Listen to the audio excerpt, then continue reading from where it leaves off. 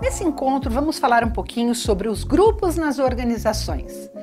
As organizações atuais estão em constante transformação nos aspectos sociais, ideológicos, políticos e econômicos. Transformação esta intensificada especialmente pelo desenvolvimento das pessoas, de suas manifestações no ambiente de trabalho, dos grupos e de suas relações interpessoais.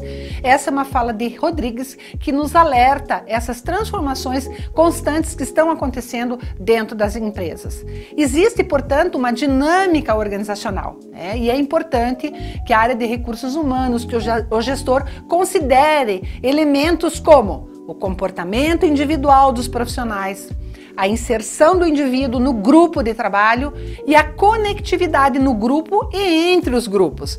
Essa interação, essa dinâmica, ela é fundamental.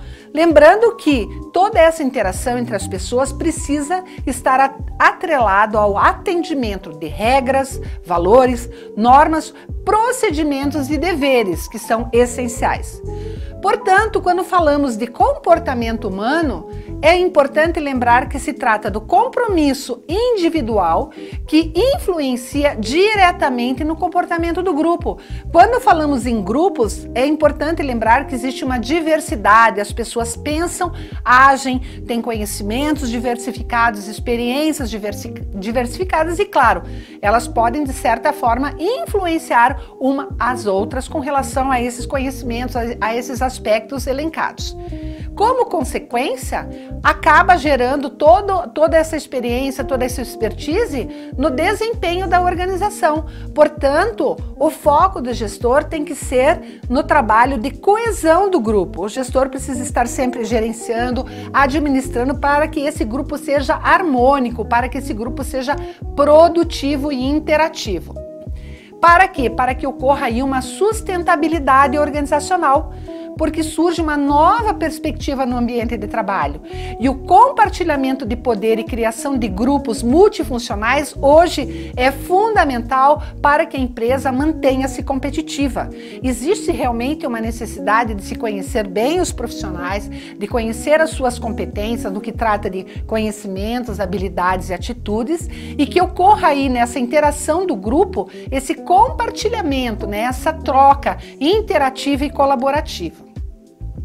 Existe, portanto, nesse cenário todo um desafio, que é integrar à organização pessoas bem treinadas, que estejam sempre motivadas, comprometidas com seus papéis dentro da empresa e considerando os grupos de trabalho em sua integralidade. Então, aí um desafio para o gestor, para integrar essas pessoas, para que elas se mantenham nos grupos motivadas, trabalhando colaborativamente, os conflitos podem existir, mas eles têm que ser administrados. O gestor, ele precisa conhecer o grupo em sua totalidade, em sua complexidade, lembrando que ele tem que conhecer as individualidades de cada profissional.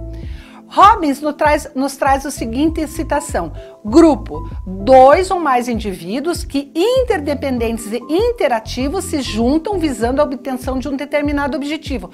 Interdependentes porque eles têm as suas habilidades que são diversas, as suas experiências que são diversas, os seus conhecimentos, de formação, de experiência.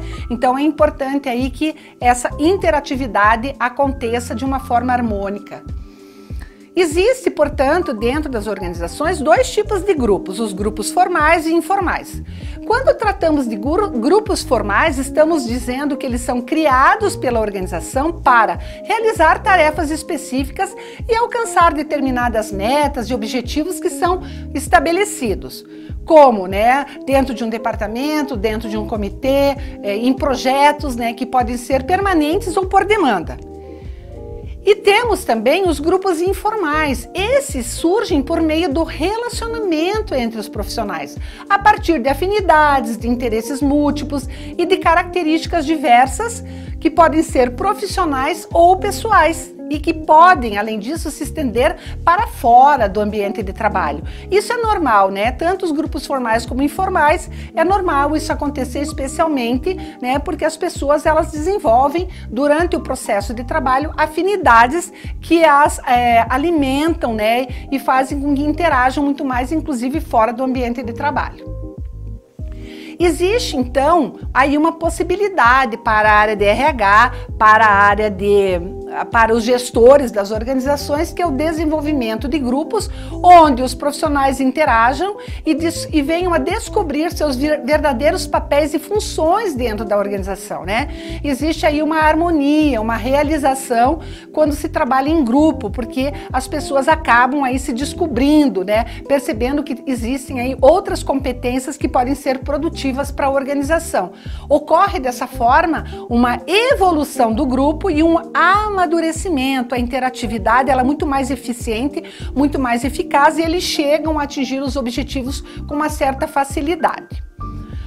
Outras possibilidades é com relação ao desenvolvimento de novas habilidades. Essa interação em grupos permite o aprender coletivo, maior comprometimento, trabalho coletivo e cooperativo, e a responsabilidade passa a ser compartilhada. Surge aí um espírito do trabalho em equipe, né? Muito mais colaborativo, muito mais interativo.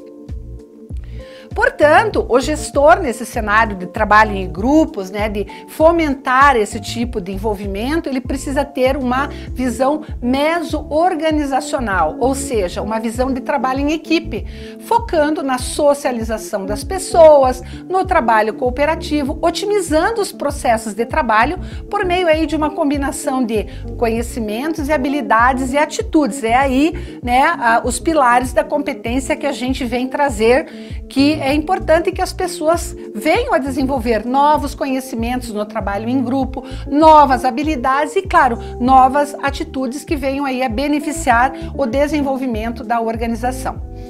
E aí, Bess traz para nós uma citação muito importante e interessante. A formação da identidade dos membros de uma organização é constituída e produzida no interior de suas vivências culturais nos mais variados grupos que atuam. Então, claro, quando você trabalha com uma diversidade de pessoas, você acaba, né, formando uma identidade junto com essa identidade da própria organização. A atuação nos grupos formais dessa organização também pode produzir essas identidades sociais. Claro que a interação permite que essas identidades se fortaleçam, especialmente nos trabalhos em grupo.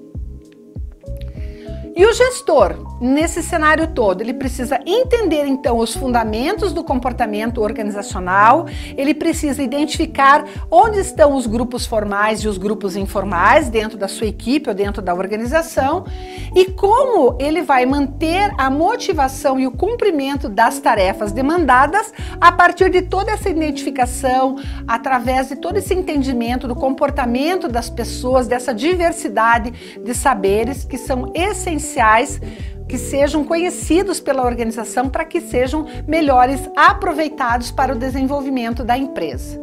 Aí Fiorelli nos traz aí uma frase muito bacana.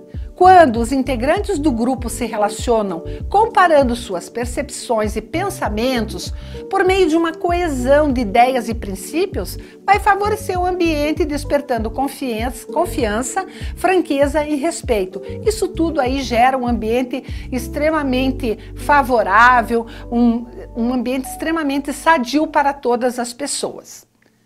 Bons estudos!